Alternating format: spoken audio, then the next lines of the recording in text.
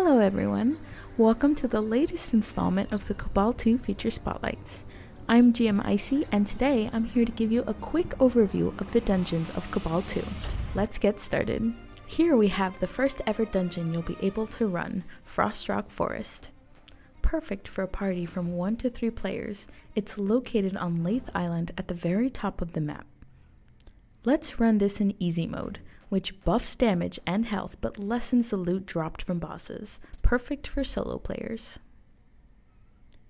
Frostrup Forest is designed to be your introductory dungeon, so the layout is pretty simple. You can see the locations of all bosses located within the dungeon, so it's a fairly easy run through. Defeat bosses, grab your loot, and keep advancing until you hit the final boss and finish out.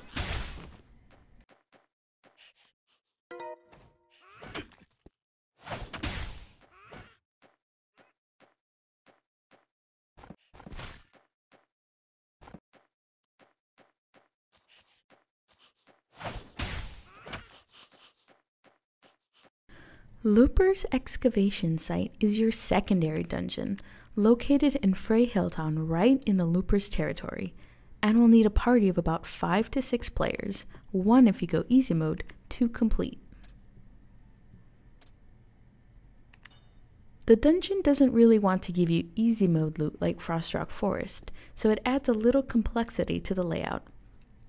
You can still see where all of the bosses are, but they're a bit more scattered around and slightly harder to get to.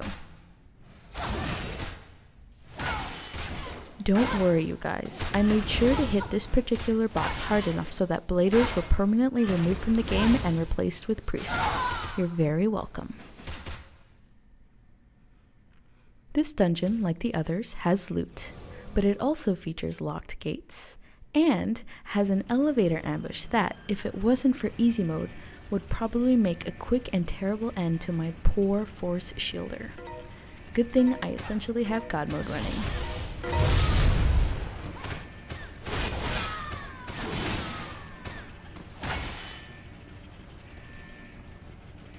Halls of the Recluse is located in Desert Fort, tucked away in the middle of the map. Don't be fooled by its location, it's definitely for the higher levels in that map. It's one of my favorites and definitely worth a few run times for great loot.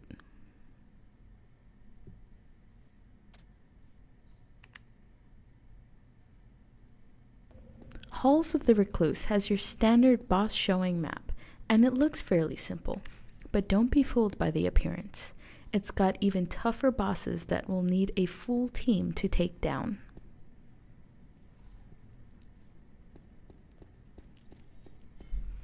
It also has a fun little room where each time you activate a pillar, a bunch of mobs spawn, and you need to activate all of the pillars to advance.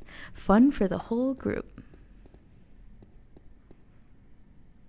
Also featuring is the Crystal Room of Death, where hopefully you can reach the end with all of your health intact. Well, most of your health intact. Heavenly Citadel is your first level 40 dungeon, which has a variety of bosses that will change each time you go in. It's located in Labyrinth Forest, right where a bunch of elite mobs spawn. It also has a really good party quest that is highly recommended to start and finish, so pick that up once you hit the appropriate level.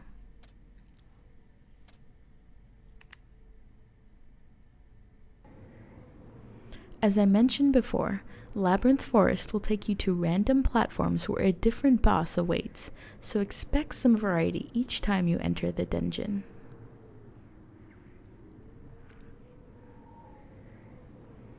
If you're on the aforementioned quest, you'll see this NPC that starts everything, but if you don't, simply kill the tower to activate the dungeon.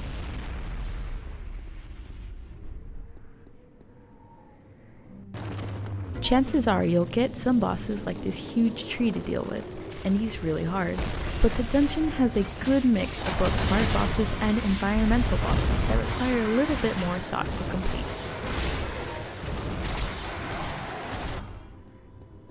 This particular boss requires either a really good priest to heal through all the damage, or a force archer, as she has a self buff, the enemy, not the force archer, that not only makes her hit harder, but also stacks over time if it is not dispelled.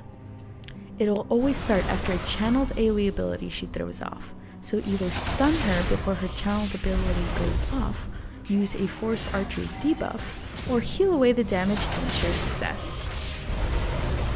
This has been GM Icy, and I hope to see you all in time for the next feature spotlight on the battlefields of Cabal 2. See you all next time.